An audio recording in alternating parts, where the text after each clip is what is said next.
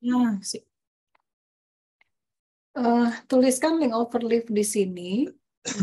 Nanti akan dipantau oleh saya dan asisten. Jadi kalau ada kesalahan misalnya atau ada yang kurang tepat bisa langsung diperbaiki.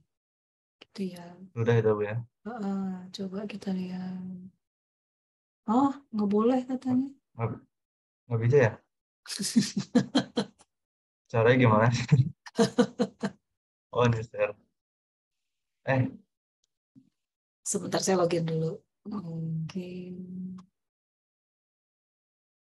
Bisa, saya bisa. bisa. Iya. Eh, kenapa nih saya nggak bisa login? Kan login Orchid link salah. Saya pakai Orchid.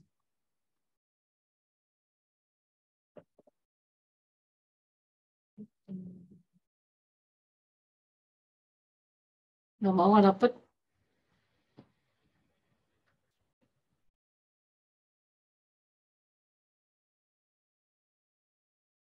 Ah, kenapa nggak dapet tuh? Nggak boleh katanya.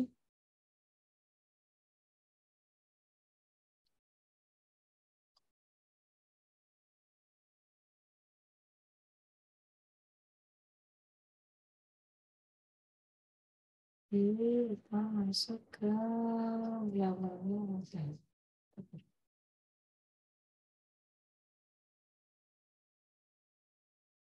Sama kalau ini.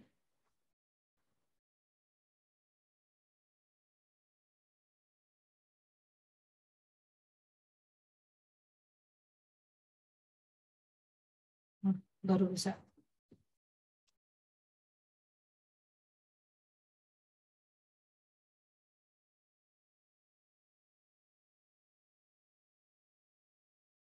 Mau keluar. Oh, ada ini.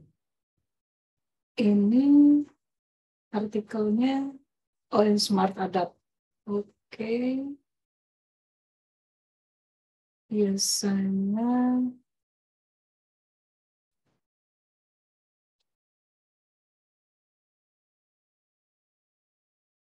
yang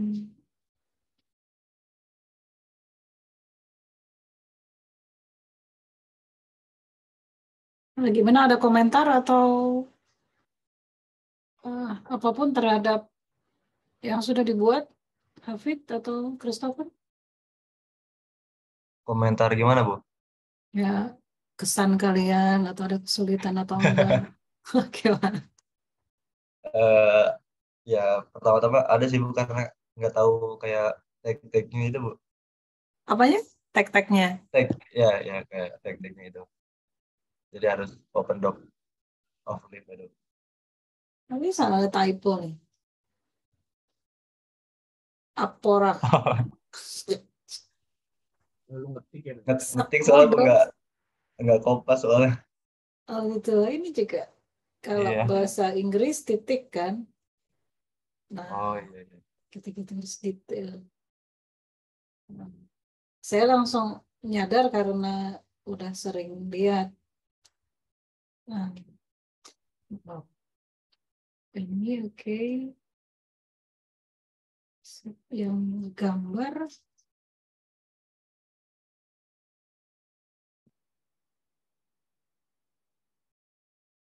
mirip nggak sama aslinya? Sejauh itu sih ya udah udah mirip sih Bu. Yang Bisa gambar tabel yang aja Bu. Sama gambar sih ya. Kadang ada gambar yang dia tuh sebelah-sebelahan gitu tapi saya nggak bisa gitu Bu. Jadi dia atas bawah gitu posisinya. hmm, Sama tabel kalau dimasukin tabel tuh dia berantakan. Jadi kayak misalkan saya taruh di mana, ntar dia munculnya di mana gitu Bu. I Kurang see. kurang di tabel aja. Terus kayak berantakan. Dia eh, melebihi kapasitas kertasnya gitu Bu. Melewati gitu. Oh, coba nanti dieksplor lagi ya. Sip, sip. Ya Bu. So far masih udah bagus.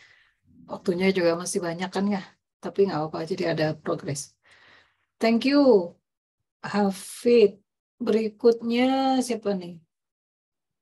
eh Hasbi atau Dava? Dava lagi di mobil katanya. Lagi di bis. Hasbi, ada Hasbi? Ada, Bu. Kita coba cek. Oke.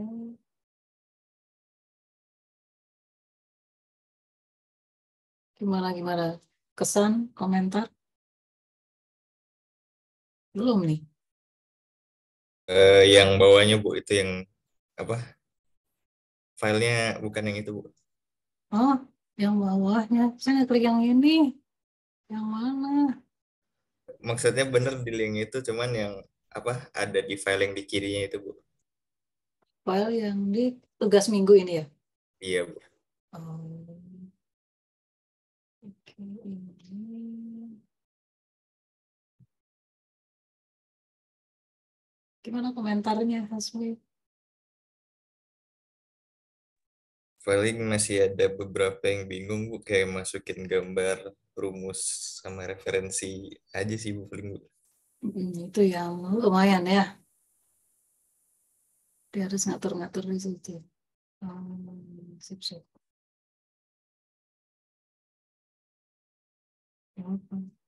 Oke, so far, rumus yang agak tricky ya. Rumus, tabel, gambar, gitu. Iya, Bu. Nggak boleh masukin rumus sebagai gambar ya. Itu kan paling gampang gitu, tapi nggak boleh. Tampilannya jadi nggak enak. Oke, lanjut berikutnya. Karena saya bilang nggak akan lama-lama ngecek tugas ini.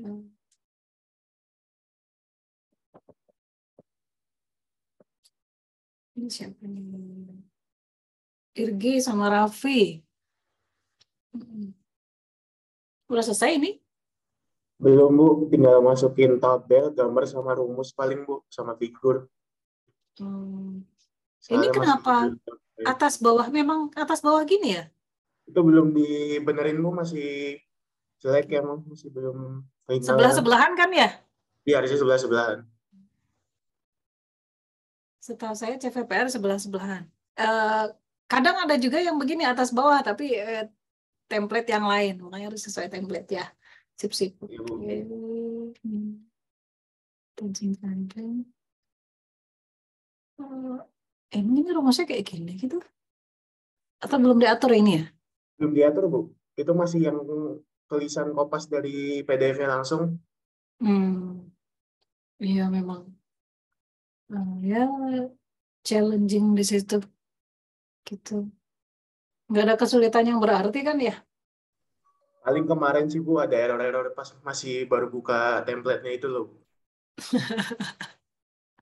Sip. So far baru itu doang sih. Oke. Terus kita lanjut ya. Cara sama Bayu. Ada nggak Bayu? Ada. Ambil, Bu. Gimana Bayu? Komentar, kesan, kesulitan. Eh,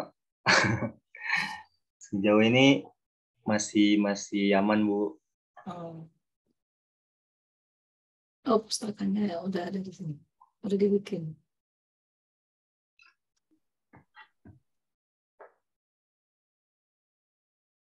Tapi benar kan tugas ini itu tidak untuk bisa dikerjakan sistem kebut semalam gitu. Harus beberapa hari. Oke. Mungkin untuk ini, Bu, tata letak table sama gambar. Kalau yang dari apa namanya? Jurnalnya itu kan mereka itu penulisnya buatnya di atas semua gitu, Bu. Itu emang harus buat atau gimana, Bu? Ya, jadi kalau umumnya ya, tapi tidak selalu. Tergantung aturan dari mereka sebenarnya. Nah, umumnya gambar sama tabel itu taruh di atas atau di bawah. Jadi bukan di tengah-tengah gitu, sengaja. Nah, gini-gini kan, di atas banget ini. Nah, si tabel Kan di tabelnya bawah. ada yang di tengah gitu. Karena saya memang belum memahami itu sih, Bu. Karena saya lihat yang dari jurnalnya itu selalu nempatin tabel sama apanya di atas gitu. Kalau nggak di atas banget, di bawah banget. Jadi nggak ada yang di tengah-tengah, memang aturan dari mereka kayak gitu. Jadi supaya lebih mudah untuk formatting yang lain. Ya, baik, Bu. Ya kita ikutin aja ya. Tapi kalau dipikir-pikir ya memang jadi tampak lebih rapi kan kalau si tabel sama gambar itu di ujung-ujung atau di atas atau di bawah banget itu. Kayak gitu memang aturannya dari mereka. Karena ini kan si formatnya 2 kolom tuh. Ya Akan benar. lebih mudah untuk spot gambar table itu kalau mereka tuh tempatnya tertentu. Kecuali kalau formatnya 1 kolom relatif bebas di mana aja tabel sama gambar itu. Betul, betul, betul. Jadinya si tulisannya harus nyesuaiin ya, karena tabel sama gambarnya ada di situ. Ya. Iya Bu, jadi kan kadang jadi susah, maksudnya sulit buat ngebacanya gitu Bu. Kadang kan figur 6 tuh, gambar 6, harusnya ada di atas teksnya, tapi nih karena kita harus ngikutin tuh jadi gambarnya ada di bawahnya, mungkin di halaman berikutnya gitu jadinya. Iya. Prinsipnya gini sih, gambar itu ditaruh setelah tulisan atau paragraf yang cerita tentang gambar itu dituliskan. Baru gambarnya muncul belakangan. Masih bisa di halaman yang sama si gambar itu muncul atau halaman berikutnya. Sebenarnya masih nggak masalah. Iya, tapi jangan sampai 2 halaman berikutnya gitu ya, nggak boleh gitu. Cuman kan kalau ada citasinya itu lebih mudah gitu ya Bu, tinggal kita klik aja gitu kan, dia langsung ngarahin ke gambarnya gitu. Betul, betul. Kayak ini kan, jadi tulisan dulu figur 4, baru figur 4-nya muncul belakangan. Jangan gambarnya dulu, tulisan belakangan. Orang akan bingung nanti. Biasanya tulisan dulu. Ya itu bukan masalah halal haram gitu, wajib atau sunnah, enggak. Cuman ya aturannya begitu, kita ikutin aja ya. Belajar nurut. Oke, lanjut. Thank you, Bayu. Lanjut ke Widi sama Atalari. Saya coba klik.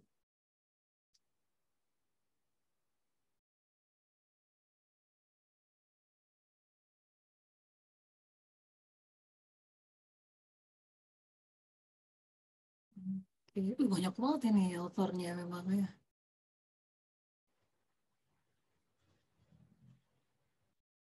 Ada komentar? Ada Bu, itu mungkin kalau dari saya problemnya banyak di rumus Ibu. Jadi untuk sekarang mungkin rumusnya ini kita komen dulu karena nanti takut nggak bisa dirun. Dan beberapa rumus itu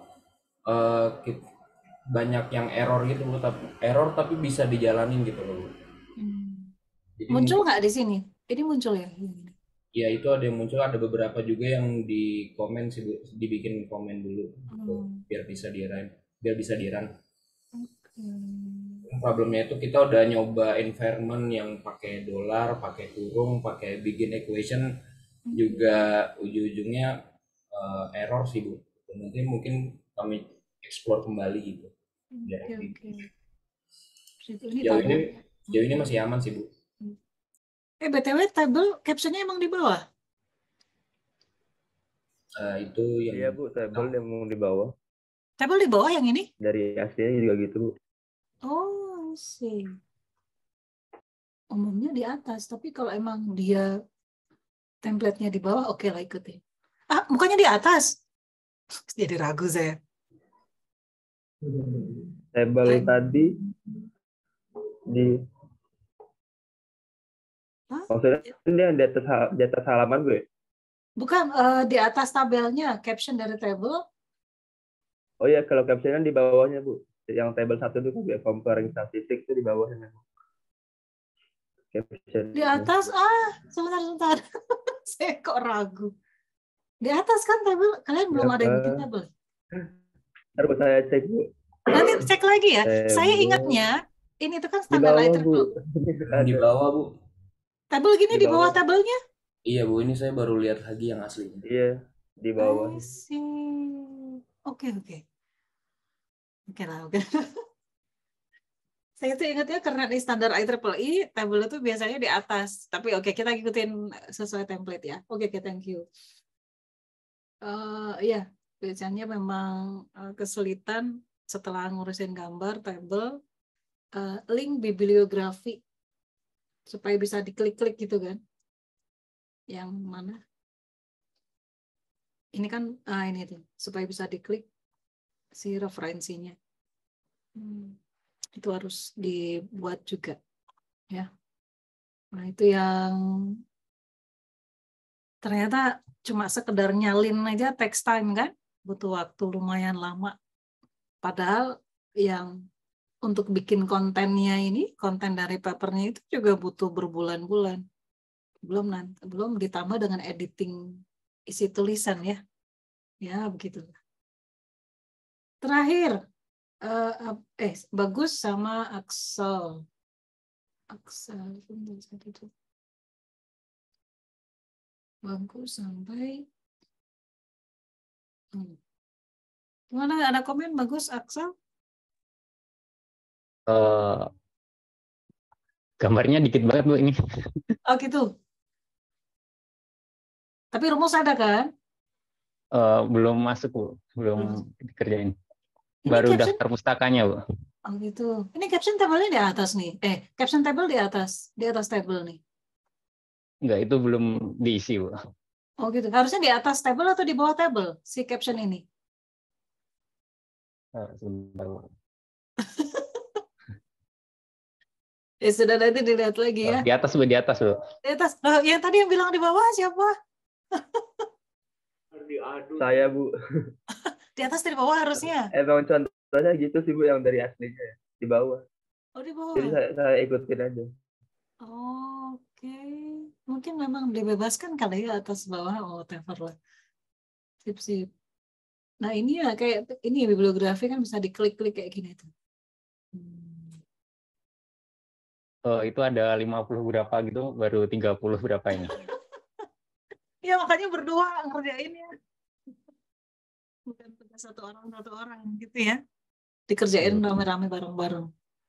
Sorry. Oke. Sip. Yang lain, Fanji, Fauzi belum ada? Siapa? Ibu, kalau buat kelompok Fauzi, kelompok saya, itu kurang, apa ya Bu ya, kemarin tuh progresnya masih dikit Bu. Kemarin saya mau... Kecil suaranya, biar nggak kedengeran. Siapa ini tadi yang ngomong? Fauzi? Taruh linknya di sini ya. Fauzi, masih ada waktu sekitar kurang dari 2 minggu. Cepet mulai dikerjain. Karena ini pekerjaannya banyak. Gampang, tapi banyak. Jadi nggak bisa dikerjain dikebut dalam 1 malam memang. Artinya butuh berhari-hari. Oke, lanjut. Abdul Khalik, nggak ada? Raihan? Ada Bu? Oh ada Abdul Khalik. Gimana? Link overleaf-nya? Ya, belum saya letakkan, nanti saya masukin. Ada komentar? Udah sampai mana? Belum semua sih, belum beres Bu. Masih dikerjain. Udah bisa loading template-nya? Kemarin bermasalah sih Bu. Cuma semalam bisa. Gitu. Cobain terus ya. Ini banyak pekerjaannya.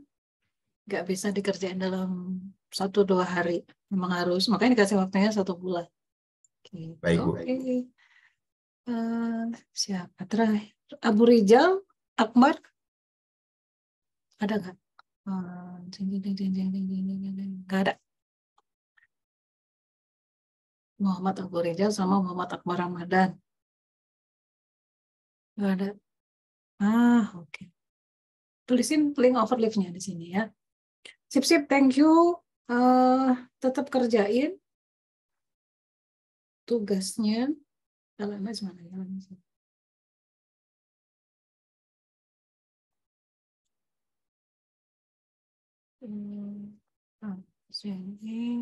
Bu, maaf Bu, izin bertanya Bu. Yuk.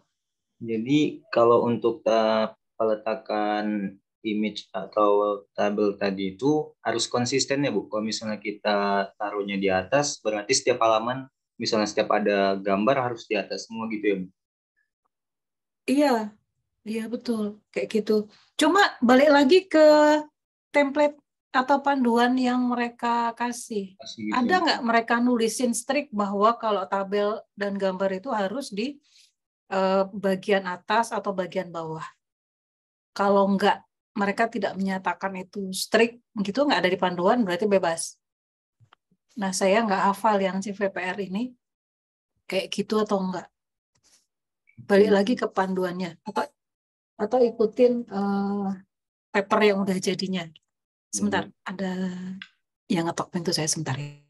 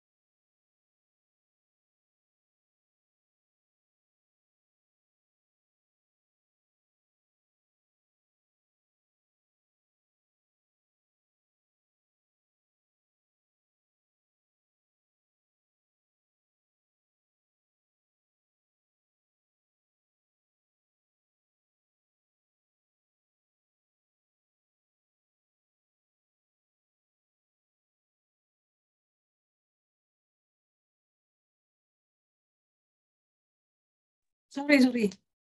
Kalau di rumah memang begini. Kita lanjut ya. Materi hari ini kita akan bahas tentang penulisan grafik, gambar, tabel, lampiran, sama rumus atau formula. Jadi, malah hilang mana tadi?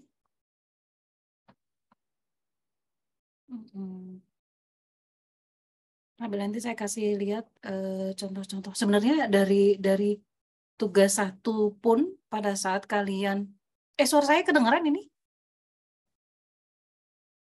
Ada Bu. Slide aman ya? Aman Bu. Oke, sip. Sebenarnya apa yang kita bahas satu persatu di setiap pertemuan tata tulis itu secara tidak langsung kalian sudah dapatkan dari tugas 1. Nah, di tugas 1 sengaja kami memberikan contoh penulisan paper yang sangat baik. Itu kayak gitu contohnya. Nah, kemudian di setiap pertemuan kita akan kupas satu persatu secara detail gitu ya. Nah, tapi pada dasarnya secara umum penulisan artikel yang baik, entah itu artikel untuk publikasi ataupun untuk nanti keperluan TA, pada dasarnya nggak jauh beda dari contoh artikel yang diberikan ke kalian di tugas 1. Itulah contoh yang baik. Ikutin aja. Nanti ada beda dikit-dikit nggak masalah. Tapi pada dasarnya begitu. Gitu ya. Nah, ini merupakan modal yang sangat baik buat kalian. Karena nanti dimanapun kalian berada, kalian tetap diharuskan bikin laporan untuk apapun. Di pekerjaan apapun ada report yang harus kalian buat kan. Nah, standar penulisan seperti ini, kalau kalian sudah bisa menguasai dengan baik melalui kuliah ini gitu ya, ya kedepannya untuk apapun aktivitas pekerjaan kalian nantinya, ya itu akan ngikut, gitu ya. Nah, fokus hari ini kita akan ngomongin tentang bagaimana cara penulisan grafik, gambar, tabel, algoritma, sama nanti ada formula dan lampiran. Cara menuliskan semua hal itu dengan baik. Nah, kalian sudah lihat bahwa di contoh paper yang sedang kalian buat di tugas 1, bahwa semua grafik, tabel, gambar, algoritma, formula nggak ya, harus memiliki caption, judul atau keterangan. Jadi caption itu judul atau keterangan. Dan label. Jadi ada nomornya. Gitu, ada gambar 1, figur 1, figur 2, tabel 1, tabel 2, semuanya harus ada. Gitu ya. Nah, kita coba lihat contoh berikut. Ini adalah contoh gambar grafik yang baik. Lihat, ada sumbu X, sumbu Y, masing-masing angka skalanya jelas, kemudian ada keterangan di setiap sumbu. Nah, ini hal yang sangat sepele, namun masih ada beberapa yang kesalahan yang didapati di penulisan TA. Jadi kadang ada mahasiswa yang menuliskan grafiknya ini nggak ada keterangan di sumbu X atau sumbu Y-nya, cuma angka-angka doang, terus yang ngelihat itu kan jadi bingung. Ini tuh angka apa? Akurasikah? Persentasekah?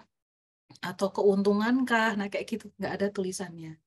Gitu ya. Ini contoh yang baik. Kemudian berikutnya perhatikan di grafik ini dia pengen nunjukin perbedaan apapun itu yang direpresentasikan menggunakan 3 buah garis yang berbeda. Lihat, kelihatan jelas kan? Oh, ini 3 buah hal ini berbeda. Ada garis yang dash, ada yang titik-titik, ataupun ada yang solid garisnya. Nah, jangan sampai kalian membuat nanti grafik yang pengen nunjukin perbedaan, tapi malah nggak kelihatan perbedaannya. Karena grafiknya salah. Gitu ya. Nah, nggak usah lama-lama di sini. Kemudian berikan label yang baik. Figur 7. Success rate as the number of inspected items is increased. Nah, ini kan jelas. Jadi prinsip dari penulisan gambar sebenarnya gampang.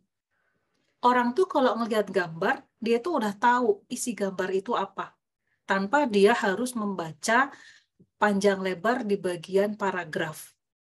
Gitu ya. Lihat, kalian lihat gambar ini, terus lihat captionnya. Oh, ini adalah gambar 7, kemudian ada captionnya di situ. Kalian udah tahu, oh ini adalah grafik yang menjelaskan tentang bla bla bla bla bla. Udah gitu ya. Jangan nulisin cuma figur 7 success rate, udah gitu doang. Success rate apa? Bingung kan? Gitu ya, ini contoh. Berikutnya, contoh berikutnya ini. Lewat. Figur 1 IDF sample size comparison. Nah, kelihatan jelas. Sumbu X, sumbu Y-nya, angka skalanya juga kelihatan jelas, captionnya juga jelas. Lihat di sini cara penulisan labelnya figur 1.2 dan ini pakai huruf di bold, tebal. Hati-hati, makanya pentingnya memperhatikan panduan penulisan ataupun template.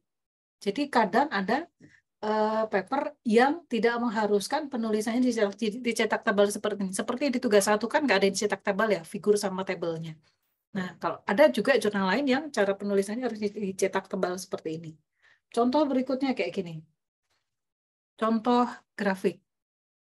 Lihat keterangan dari grafik, kemudian keterangan pada sumbu X, sumbu Y, kemudian ini ada dia grafik batang, bar chart gitu, kelihatan ya. Oh, dia memperlihatkan perbedaan antara metode A dan metode B untuk small random, large random, dan lain sebagainya. Kelihatan jelas. Nah, saya mau kasih contoh yang, sebentar saya kasih lihat ya. Kalian coba perhatikan, nanti kasih komentar. Saya kasih lihat. Sebentar. Yang terbaru yang ini dia.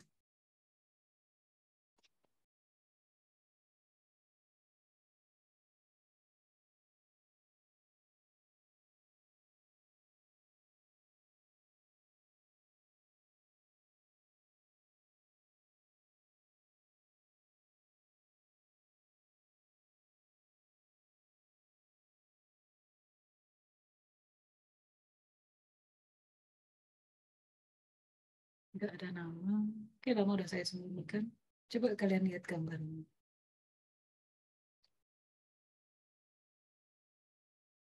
Diagram batang. Captionnya adalah diagram loss per epoch skenario 3. Keterangan di sumbu X sumbu Y adalah epoch step sama loss by. Coba kalian kasih komentar. Apa yang salah atau apa ini sebenarnya udah bener atau gimana?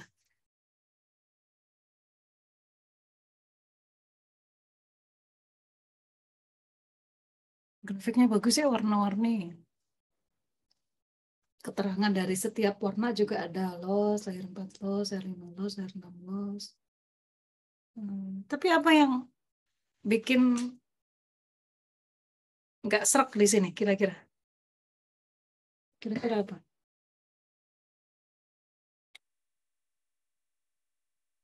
Ada yang bisa spot nggak? Mungkin kalau menurut saya angka kayak 367 hasil lossnya itu epochnya miss, jadi kayak overlap sama batang tampilnya tampilnya miss, jadi agak bingung gitu. Angkanya terlalu panjang, terus nabrak-nabrak gitu ya.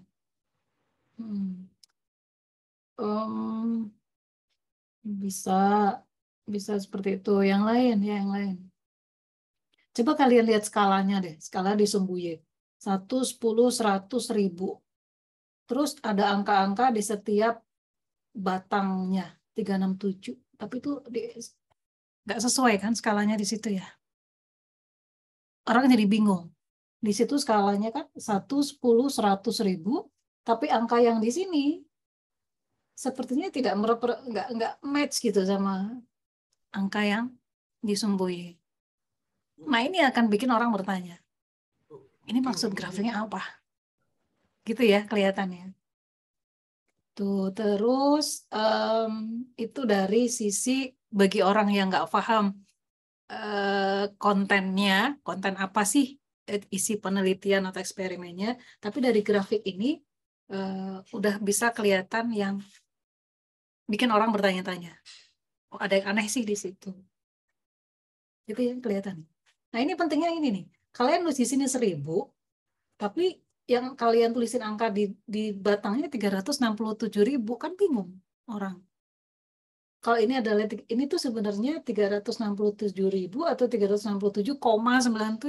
Kalaupun dia 367, lihatin, dia kan berada di garis yang mana? Kita lihat ya, view. Terus, ini penting dan fatal.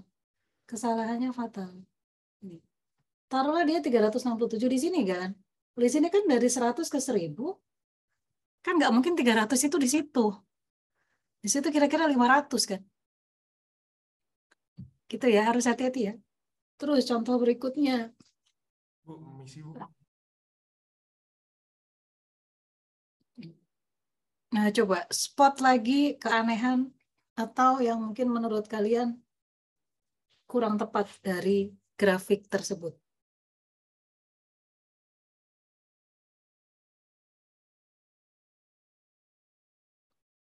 Apa misalnya?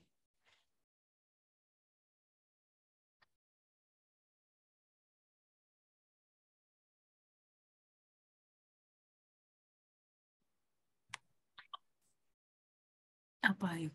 Saya panggil ya. Irgi, kira-kira apa Irgi kesalahan di sini?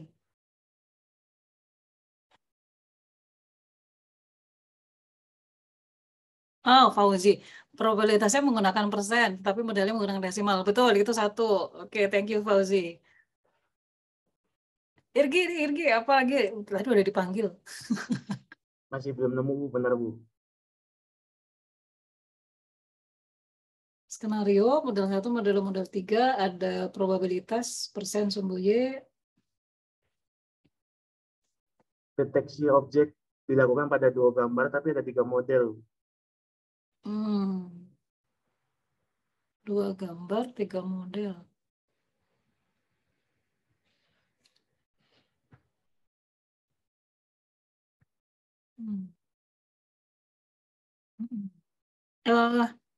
Bukan ke konten, iya itu betul sih. Ketemu dari sininya dulu. Dari sini. Apa yang aneh? Coba kalian perhatikan di sini ya. Di sini kalian bilang, bukan kalian, ini yang bikin tulisan. Skenario, tapi di sini ada model 1, model 2, model 3. Ini simple, karena di sini pakai istilah model, tapi di sini pakai skenario. Apa hubungan antara mereka? Itu perlu ditelisik lebih lanjut dan nggak bisa langsung ketahuan dari baca grafik. Gitu. Selain Ini probabilitas, dan di sini ternyata desimal. Ini maksudnya 0,3 atau 39%. Nah, nggak jelas tuh di situ. Terus di sini kalau memang dia adalah probabilitas sekian persen, harusnya ada angka-angkanya kan. Gitu. Kalau kalian mau tahu, ini ketika saya konfirmasi ke mahasiswa, dia nggak ngerti salahnya di mana. Gitu. Ya itu ya. Terus ini yang belum versi terakhir. Tadi Fauzi bilang apa? Tabel sebelumnya salah teknik yang cuma kita sebenarnya di semuanya belum ada. Tabel grafik. Fauzi. Saya belum ngomongin tabel. Plus by sumbernya satu by jumlah data.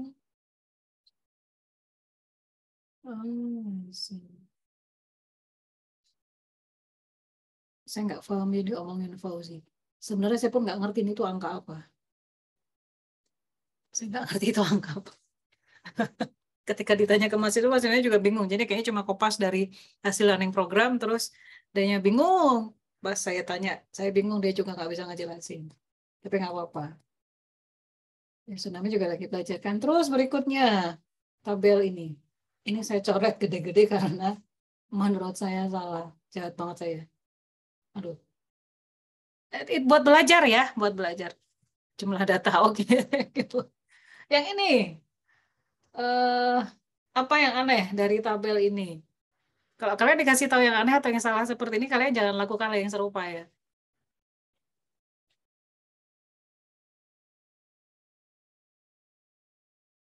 Apa nih? Model uji, di sumbu X ada epoch, waktu eksekusi jam, batch size, MAP, kemudian di sini ada loss byte. Skenario 1, skenario 2, skenario 3. Dia ngumpulin semua eksperimen dalam berbagai ini ke dalam satu grafik. Nggak boleh kayak gitu. MAP, kalau ini adalah, karena gini, semua ini, semuanya dianggap satuannya adalah loss. Meskipun satuan loss dalam byte ini kok menurut saya nggak tepat. Itu juga dia salah di situ. Dan nggak mungkin kan, MAP ini biasanya kan angka dari 1 atau 100, atau 1 sampai 10 gitu ya, atau 0 sampai 1, atau 1 sampai 100, whatever. Ini disandingkan dengan angka-angka, nggak ngerti nih, nggak jelas jadinya. Padahal mereka itu kan satuannya harusnya beda ya. Nah, gitu. Ya gitulah. Nanti kita lihat contoh yang lain. Gitu ya, jadi itu beberapa kesalahan yang terjadi pada mahasiswa. Gitu. Itu grafik, tentang grafik. Yuk lanjut ya. Ini contoh grafik berikutnya, lihat. Ini contoh yang baik. Saya cek dulu. Sekarang yang kelihatan slide kan ya? Iya, Bu. Benar ya? Asik, thank you. Jangan sampai saya ngoceh panjang lebar, ternyata yang saya tunjukin di layar kalian bukan yang saya omongin. Nah, lihat ini ini grafik yang bagus ketika ingin menunjukkan tren perubahan dari 1, 2, 3, 4, 5, 6, 7. 7 macam kombinasi kategori. Nah, kelihatan kan ada yang pakai bulat, segitiga, bulat solid, kotak, sama tanda silang. Kelihatan. Tuh. Kemudian, contoh berikutnya, tadi kita udah ngomongin grafik, sekarang kita ngomongin gambar. Kalau kalian perhatikan, grafik-grafik ini semuanya dianggap sebagai gambar atau figur. Jadi kita nggak boleh bilang chart 1 atau graf 1, nggak boleh, grafik 1 nggak, tapi langsung gambar 1 atau figur 1, figur 2 gitu untuk semua grafik. Jadi grafik itu dianggap sebagai gambar. Nah, berikutnya yang termasuk kategori gambar sendiri, lihat, kalian juga udah sering lihat ya captionnya, perhatikan. Captionnya lengkap banget, gambarnya juga jelas, nggak blur, kotak garisnya juga jelas, apa yang ingin ditunjukkan oleh gambar itu juga jelas. Nah, kalau kalian perhatikan di sini, ini adalah salah satu contoh cara penomoran gambar. Di TA kalian, seharusnya penomorannya itu seperti ini. Angka pertama itu menunjukkan angka bab, angka kedua menunjukkan nomor gambar di dalam, urutan nomor gambar di dalam bab itu. Jadi seharusnya begitu. Jadi kelihatan kan kalau ada daftar gambar, misalnya kalian punya daftar gambar, gambar 1.3, 1.4, oh berarti dia ada di bab 1. Gambar 2.1, 2.2, oh berarti dia ada di bab 2. Gitu. Itu kalau di laporan TA. Beda ya sama paper ya. Kalau di paper kan urutan nomor gambarnya urut 1, 2, 3, 4, 5, 6, 7, 8, 9, 10 kayak gitu. Nah, kalau di buku TA kayak gini. Itu harus hati-hati ya. Kenapa kayak gitu? Karena di TA itu kan ada beberapa bab. 1-5. Kita pengen tahu kalau punya ada gambar itu dia ada di bab berapa. Itu kan memudahkan pencarian. Nah, contoh berikutnya. Ini juga contoh gambar yang baik. Lihat, ada labelnya, ada captionnya juga bagus. Kemudian gambarnya pun bisa menjelaskan apa yang info yang ingin disampaikan. Ada 3 buah gambar. Terus kalau misalnya di sini disertai dengan grafik, lihat dia itu mengarah ke yang mana. Dia grafik ini menjelaskan yang mana. Gitu. Gitu ya. Contoh-contoh yang baik. Itu tentang gambar. Saya kasih lihat lagi contoh gambar.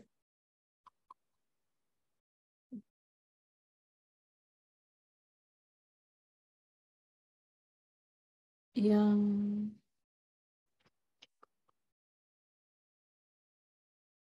kalau ada kayak gini, ada gambar seperti ini. Misal,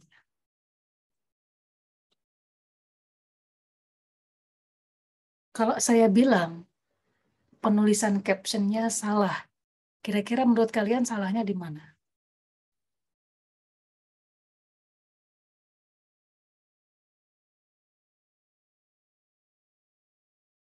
Nah, coba tunggu.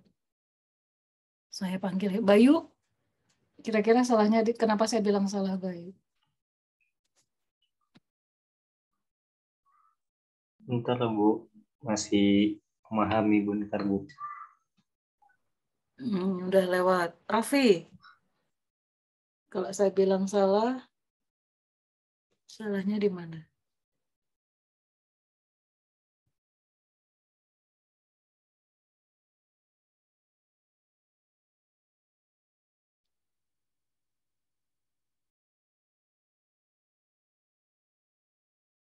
Belum nemu. Ya, yang udah nemu. Salahnya di mana? Gambar itu. Saya bilang captionnya salah.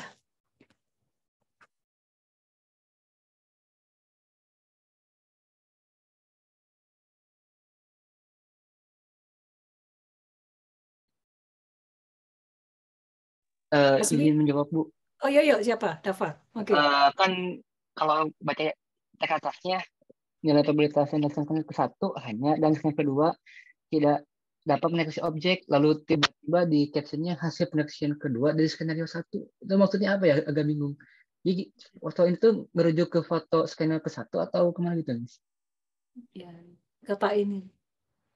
kata-kata ini itu membingungkan. Nggak boleh kita nulis caption kayak gitu. Kedua itu yang gimana? Skenario 1 itu yang gimana? Harusnya ketika orang-orang lihat gambar, mereka bisa langsung memahami. Kalau gini kan jadi bertanya-tanya. Maksudnya pendeteksian kedua teh gimana? Skenario 1 tuh yang kayak seperti apa? Nggak boleh ya. Jadi caption harus jelas. Nggak usah pelit nulis caption. 2-3 baris pun nggak masalah di caption itu. Gitu ya. Nah, kalian udah punya contoh yang bagus kan di paper yang kalian pakai sebagai tugas 1. Itu contoh. Ini juga kayak gitu. Hasil pendeteksian kedua dari skenario 2. Bingung orang. Gitu ya, itu tentang gambar. Udah selesai gambar, kita masuk ke tabel. Hati-hati, yang paling jelas, paling sering kesalahan didapati di tabel itu penulisan angka desimal. Lihat. Kalau artikel dalam bahasa Inggris gunakan titik, kalau dalam bahasa Indonesia gunakan koma. Itu harus nggak boleh salah. Kalau salah ya fatal karena diartikan berbeda kan tanda titik itu di bahasa Inggris sama bahasa Indonesia. Nah, caption, lihat cara penulisan caption. Kadang ada yang meminta nulisnya tuh kayak gini. Jadi nama label dari tabel dulu, baru captionnya di bawahnya. Ada yang kayak gitu. Ada yang langsung di sebelahnya gitu kan, ikutin.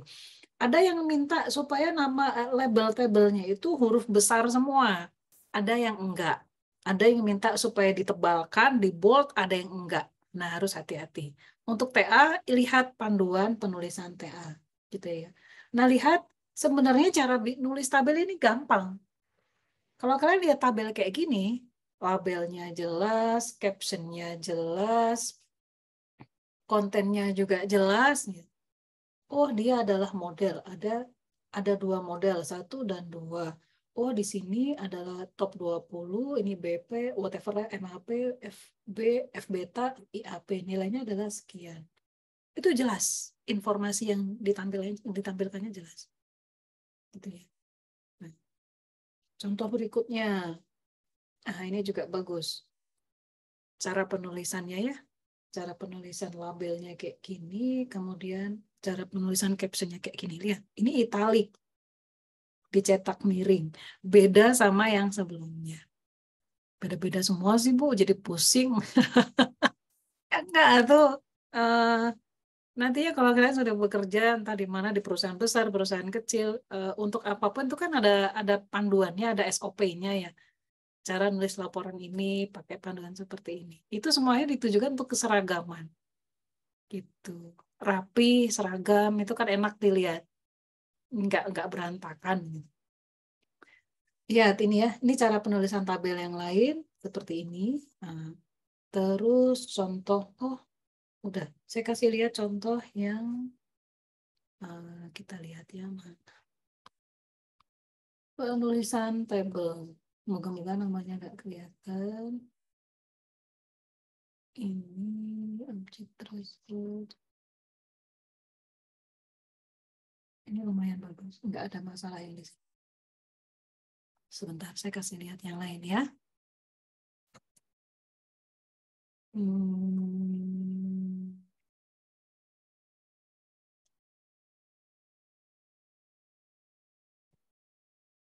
Saya ambil screenshot dulu untuk kehadiran.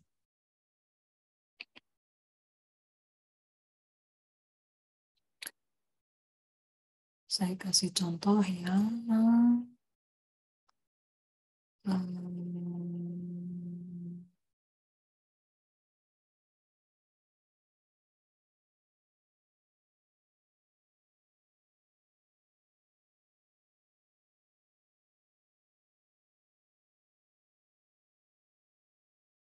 bagus nih. Saya kasih contoh yang bagus.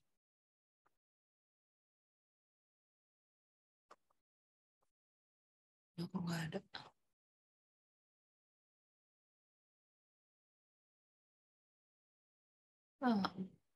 Sekedar.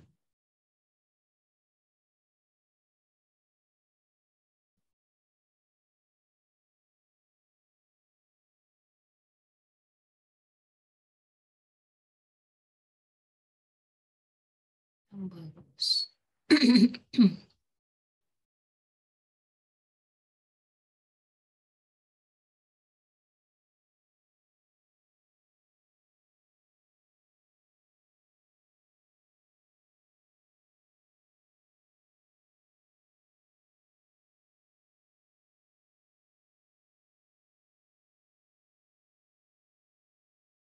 Ambil.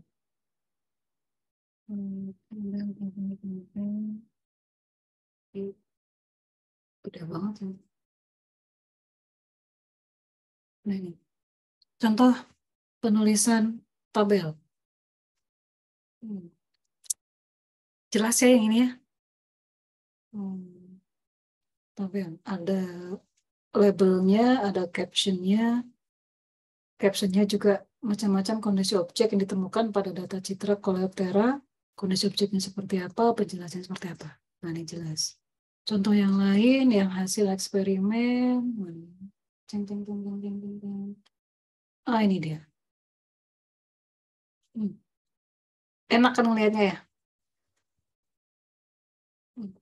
Labelnya tabel 10, AP, setiap kelas, dan dari MAP sekian, dari model, sekian-sekian, dengan data dokumentasi pada Apple 80. Tuh, infonya itu langsung kelihatan. Ya, terus modelnya apa? Model 1 sama model 2 kelihatan di sini. Kemudian dia membandingkan hasilnya untuk 1, 2, 3, 4, 5, 6, 7, 1, 2, 3, 4, 7 kelas. Kalau MAP-nya sekian, MAP pada nilai sekian, nilai AP-nya adalah sekian. Gitu. Berikutnya juga begitu. Lihat.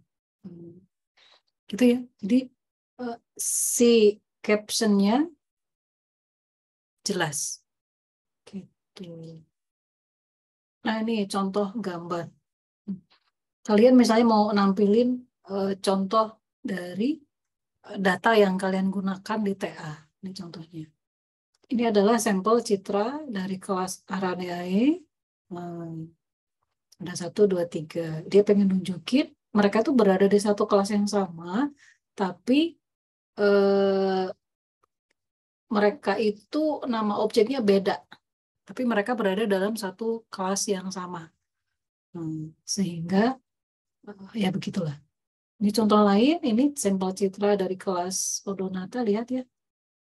Agak beda-beda dari 3 objek yang berbeda tapi berada di satu kelas yang sama. Nah, itu contoh yang bagus. Nah, ini contoh grafik, lihat, enak kan ngelihatnya. Grafik perbandingan training sama validasi dari model Yola 3 dengan data augmentasi. Ini adalah epochnya, sumbu X, sumbu Y adalah nilai MAP-nya. Nah, enak tuh ngelihat skalanya, dari 0 sampai ini 1 kan, 0,9. Terus grafik perbandingan validasi sama training. Kelihatan jelas perbandingan. Gitu ya. Enak gitu. Membuat caption seperti ini itu harus dilatih. Jangan cuma ngomong grafik perbandingan training MAP dan validasi udah gini doang, ini nggak ada gitu ya. Kan bingung kita. Terus bedanya sama yang di bawah, nanti ada lagi kayak gitu. Grafik perbandingan training MAP dan validasi, itu sininya nggak ada. Kan bingung jadinya. Itu 2 grafik namanya sama gitu. Padahal mereka beda. Ini tanpa data augmentasi, sementara yang di bawah adalah dengan data augmentasi. Ini sebenarnya kan kelihatan di daftar gambar nantinya. Ini sebenarnya agak salah dikit. Di daftar gambar. Kalau kalian ngasih captionnya sama, kan bingung nanti. Tadi gambar 18 sama 19 ya. Ini kan bedanya tanpa augmentasi, yang satu lagi dengan augmentasi. Kalau kalian cuma kasih nama di sini, captionnya di sini, nah di sini, berhenti di sini. Berarti gambar 18 sama 19 sama dong. Kan bingung orang lihat. Gitu ya. Nah, gitulah ya. Yuk lanjut, itu tadi tentang grafik sama tabel. Cukup jelas ya. Ada pertanyaan dulu tentang grafik dan tabel? Ini saya hafalin mahasiswa di kelas saya, nanti kalau ada yang salah nulis kayak gini, dicitak gitu. Nggak boleh salah ya, yang rapi nulisnya. Nggak ada pertanyaan kan ya? Bisa difahami? Bisa ya? Kalau diem berarti iya. Yuk, kita lanjutkan ke algoritma. Kadang-kadang kita juga perlu menuliskan algoritma yang digunakan. Misal kita mau mengusulkan metode baru. Kalau kita orang informatik atau komputer scientist ngomongin metode baru, biasanya itu nggak jauh-jauh dari arsitektur atau memang bentuknya adalah algoritma. Benar-benar pseudocode kayak gini, seperti yang tampil di slide saya. Gitu ya. Nah, di sini ini adalah contoh penulisan algoritma. Kadang-kadang kalau di template dari paper atau dokumen apapun, dia ngasih template kalau nulisin algoritma itu harus pakai penomoran seperti ini. Misalnya kita ikutin algoritma 1.2, nama algoritmanya apa. Kemudian kalau namanya algoritma berarti harus ada input output ya. Inputnya gimana, outputnya gimana, lalu pseudocode-nya gimana. Berikan komentar yang secukupnya. Simple, simple.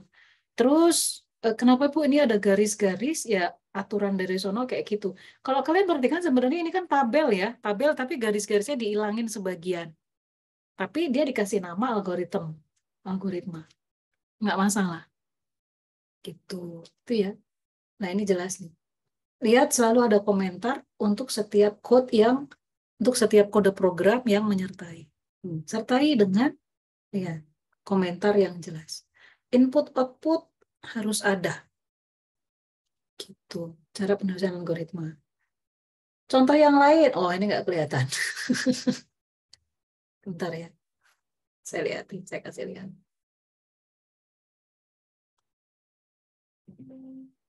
Terus kan.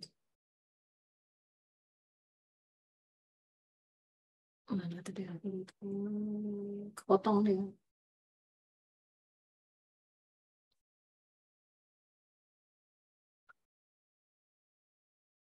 Mana tadi?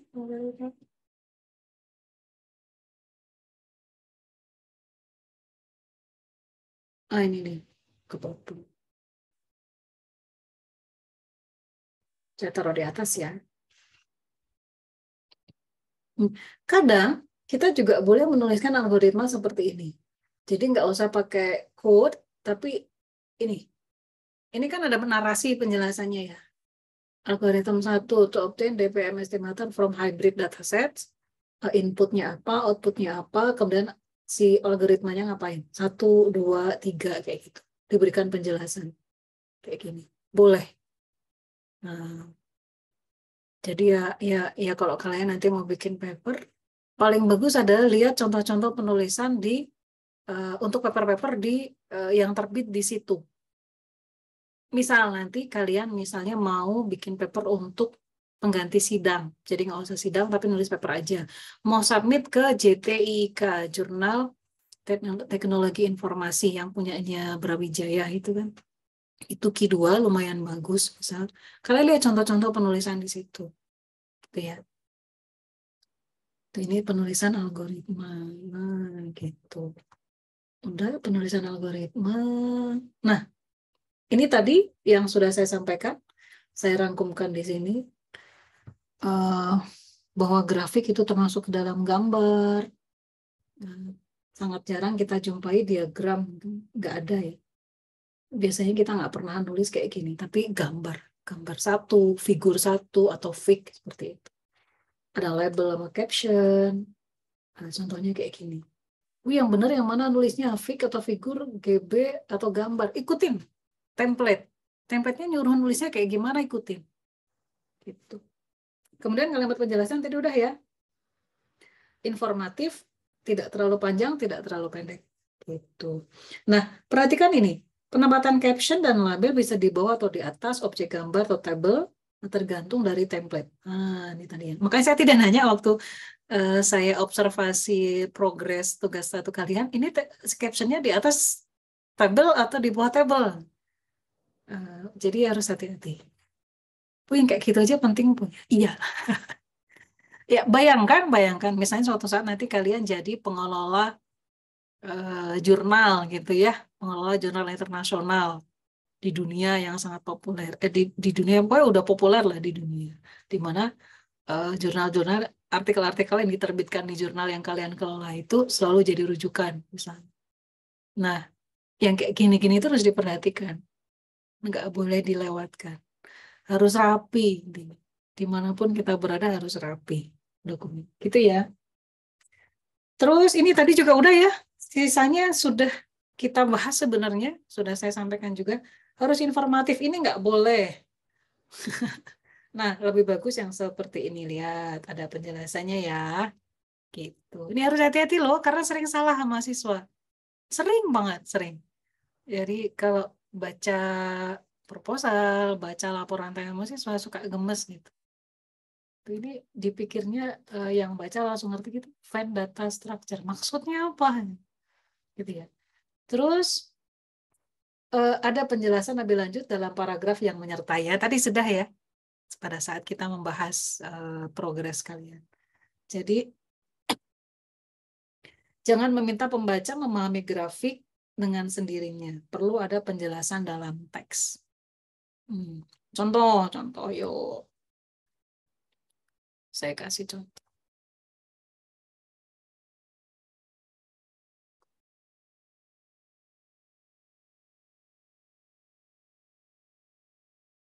Ini. Mana?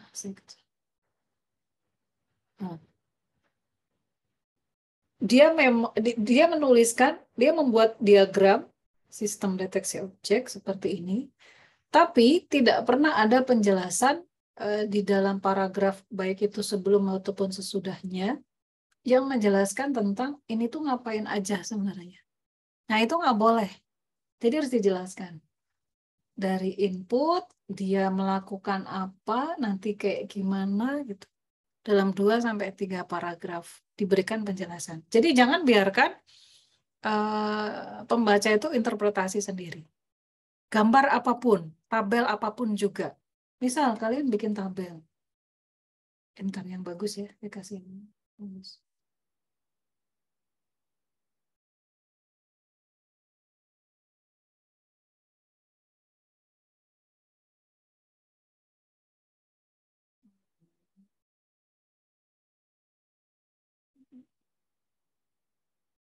Hasil.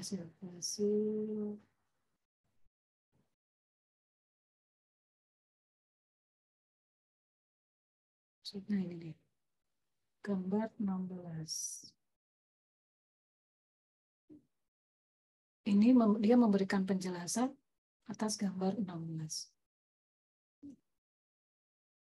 Jadi berikan penjelasan. Penjelasannya dibagi 2. Di atas sama di bawah. Dan seterusnya ini juga ada penjelasan berikut. Jadi berikan penjelasan atas semua gambar yang kalian buat. Gitu ya. Semoga kalian nggak kelewat karena terlalu banyak kedip apa yang saya sampaikan di slide. Intinya begitu ya. Ini mahasiswa banyak salah. Jadi mentang-mentang udah capek-capek bikin diagram gitu kan, bagus-bagus ditemplokin aja di dokumen, terus nggak ada paragraf yang memberikan penjelasan untuk setiap kotak, lingkaran, persegi panjang, jajaran genjang yang ada di dalam gambar diagram itu nggak ada. Jadi pembaca disuruh ngerti sendiri. Nah, itu nggak boleh. Nah, kalau kalian perhatikan di paper yang kalian sedang kerjakan di tugas 1, perhatikan deh. Untuk semua gambar dia kasih penjelasan. Di gambar itu tuh ngapain, apa yang pengen dicapai dengan gambar itu, apa yang pengen ditunjukkan dari gambar itu, pasti kayak gitu. Tabel juga kayak gitu, algoritma juga kayak gitu, rumus juga kayak gitu. Gitu ya. Selalu ada penjelasan untuk semua objek yang kita taruh di dalam dokumen. Gitu. Nah, itu kan kuliah kita tuh gampang, tapi ya kayak gitu. Nah, berikutnya. Ini tadi saya sudah bahas ya. Kalau makalah yang panjang ada terdiri atas beberapa bab, maka penomorannya diawali dengan bab 10. Gambar 2.1, tabel 2.1, algoritma 2.1, gitu. Itu ya. Lalu berikutnya harus diacu di dalam teks. Grafik, gambar, tabel, algoritma harus diacu dalam teks. Jadi cara mengacu dalam teks yang benar tuh kayak gini. Seperti terlihat pada gambar 2. Nah itu contohnya. Nggak boleh, ini salah, gambar 2 di atas atau berikut ini. Nggak usah. Mau di atas, di bawah, berikut ini, di atas ini, nggak usah ditulis. Pokoknya langsung aja nama atau si label dari gambar, tabel, atau algoritmanya.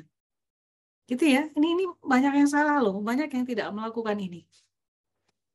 Gitu. Karena bisa jadi si gambar, tabel, algoritma itu berada di halaman yang berbeda. Selisih satu halaman dengan si paragraf yang menjelaskan, nggak masalah. Gitu. Bayangkan kalian cuma nemplokin gambar doang, terus si gambar itu nggak pernah disebut di mana-mana. Kan orang bingung jadinya. Misalnya, ini ada nggak? Pada gambar ini ada. Oh, ini setelah diperbaiki kesekian kan. Gini. Hasil dari 3 perhitungan tersebut ditampilkan pada tabel 4.1. Nah, gitu. Ditaruh. Gini. Meskipun ini cara penyebutannya salah, harusnya T-nya besar ya. T. Tabel. Nah, gini. T-nya harusnya besar. Berikutnya ini juga gambar huruf G-nya juga harus besar. Ini spasinya nggak ada. Begitu ya. Jadi harus disebutkan, harus disitasi dalam gambar, dalam paragraf. Gitu. Gini ya, ini contoh yang benar. Harus kayak gitu. Sebenarnya simpelnya ini berlaku untuk semua gambar, tabel, algoritma, formula, subbab. Penjelasan lebih lanjut tentang dataset dapat dibaca, dapat dilihat pada subbab 3.1. Nah, itu tulisin kayak gitu. Jangan ngomong penjelasan tentang dataset dapat dilihat pada subbab berikut ini, nggak boleh.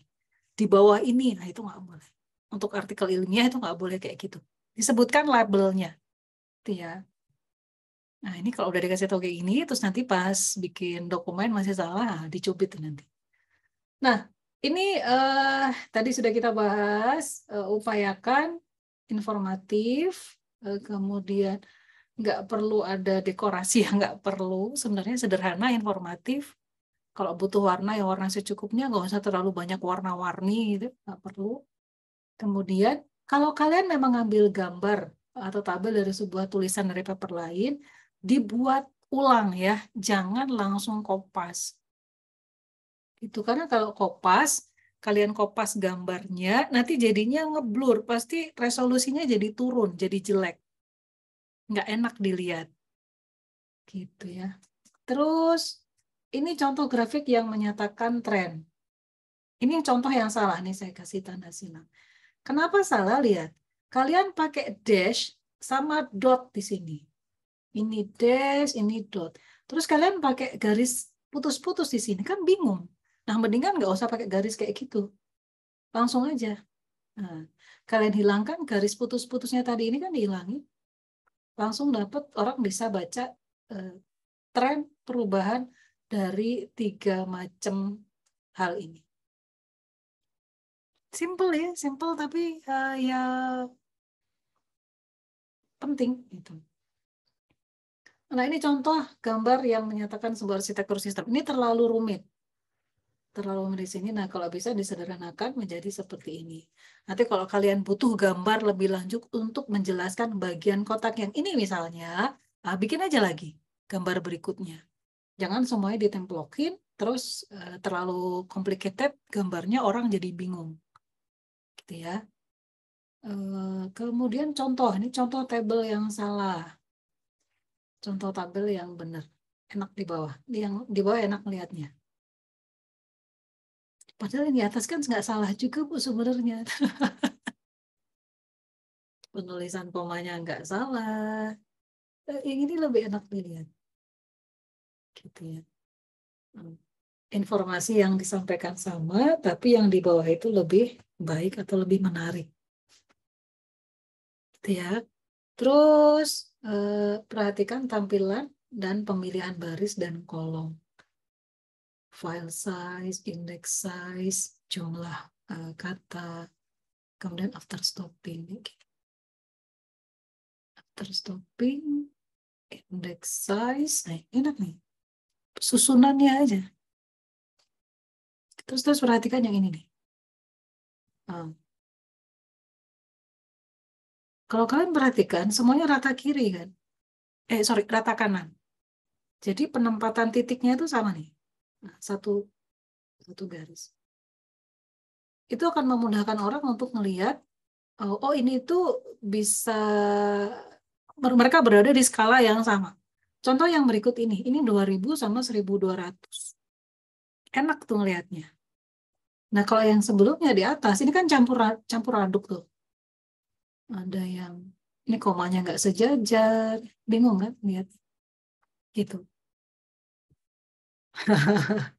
Nah, untuk tabel yang membandingkan data berikutnya, Perlihatkan dengan jelas mana yang lebih baik, mana yang paling baik, mana yang lebih baik, mana yang buruk, kayak gitu. Coba lihat nih.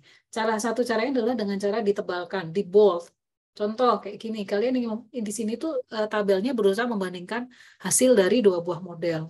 Lihat dari dua buah model ini, nilai recall-nya yang ini lebih bagus. Sementara nilai precision-nya model yang di bawah lebih bagus. Nah, untuk micro average begitu juga. Nah, penebalan itu akan lebih mudah membuat pembaca untuk langsung spot mana yang informasi yang penting. Mana informasi yang penting. Nggak usah dikasih warna merah, biru, hijau. Karena umumnya dokumen itu dicetak dalam black and white. Gitu ya. Kalau sebisa mungkin gunakan nggak usah warna. Grafik juga sebisa mungkin nggak usah pakai warna. Kalau kita bisa pakai arsir, berbagai macam arsir atau pattern gitu ya, yang masih bisa hitam putih, nah gunakan itu. Itu standar itu. Karena nggak semua, kalau dokumen TA apalagi biasanya hitam putih kan dicetaknya. Nah, jurnal-jurnal itu juga biasanya kadang di template-nya itu dijelaskan sebisa mungkin nggak usah pakai warna. Nah, untuk grafik yang membutuhkan kalian bisa membedakan, bisa pakai teknik arsir.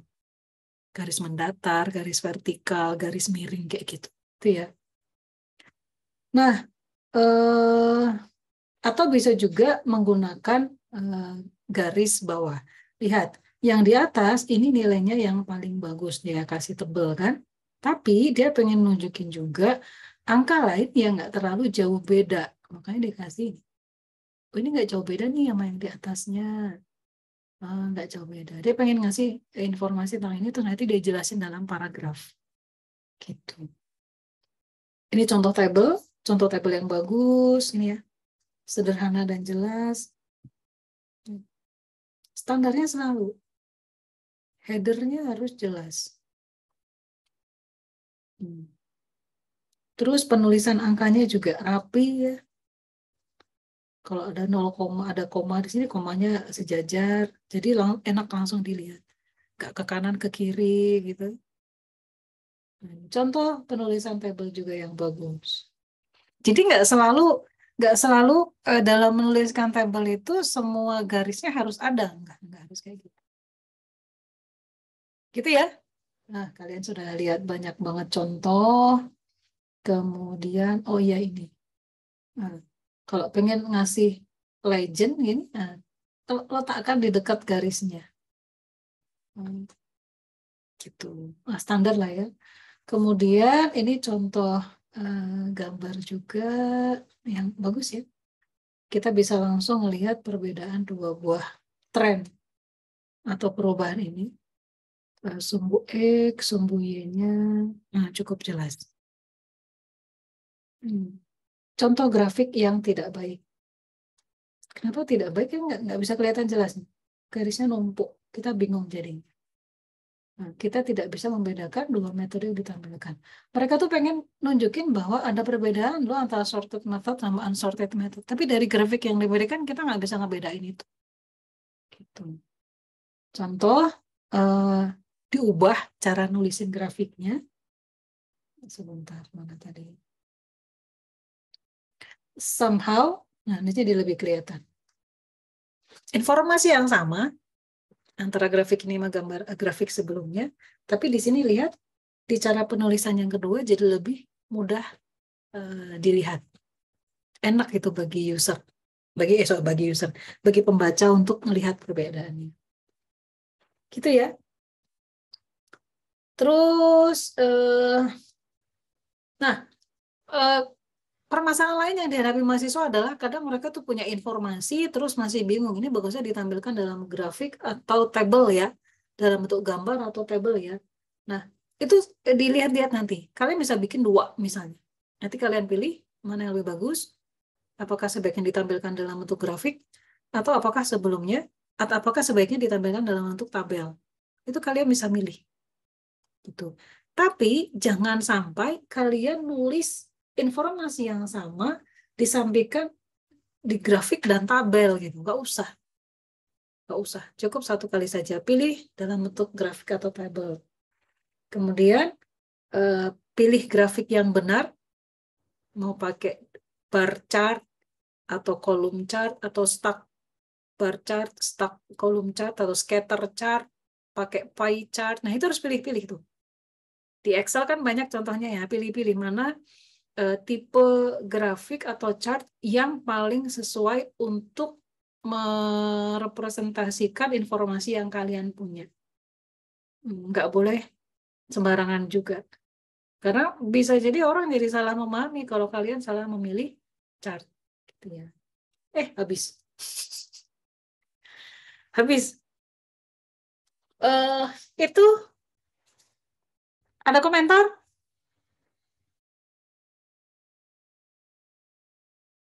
Gampang ya? Nggak ada yang susah sebenarnya.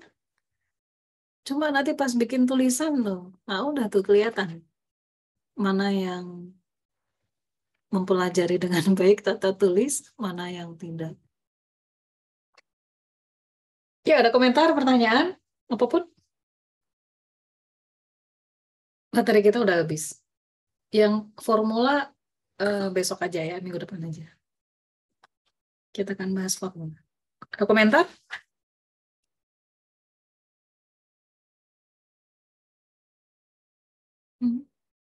Jika tidak ada, nanti di tugas 2, ini yang harus kalian lakukan sebenarnya. Menganalisis semua komponen tata tulis yang ada pada paper. Gambarnya gimana, tabelnya seperti apa, kalian berikan penilaian. Kalian analisis. Labelnya ada atau enggak, captionnya jelas atau enggak, apakah penulisan captionnya mudah difahami atau tidak. Jadi kalian lakukan analisis. Itu tugas 2 ya. Itu makanya di pertemuan-pertemuan kita pada dasarnya menyiapkan supaya kalian bisa mengerjakan tugas 2 dengan baik. Dengan kata lain, kalian bisa menganalisis suatu tulisan karya ilmiah dengan baik. Gitu ya. Nggak ada komentar nih? Atau kalian udah pada pergi? Dari layar laptop masing-masing? Atau masih ada? Siapa yang masih ada di depan laptopnya atau depan HP-nya? Siapa yang masih menyimak saya? Coba ngacung.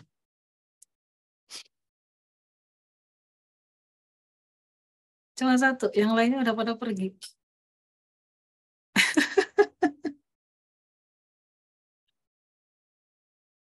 Kalau yang mana nih, yang 3? Yang lainnya udah nggak nyimak. Udah pada pergi. Ya sudah, ini perjuangan berat untuk kuliah online. Ya, yang bisa kami berikan saran, meskipun kuliahnya online, tapi tetap serius ya. Kuliahnya ini santai, tapi serius. Aplikasi dari kalian memahami atau tidak, memahami dengan baik atau tidak mata kuliah ini terlihat dari ya isi dokumen TA kalian.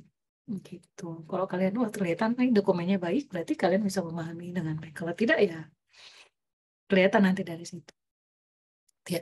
Baik, kuliah kita sampai di sini saja. Kalian lanjutkan tugas 1 dan mulai nyicil untuk tugas 2 ya. Analisis komponen-komponen tata tulis ilmiah. Gitu.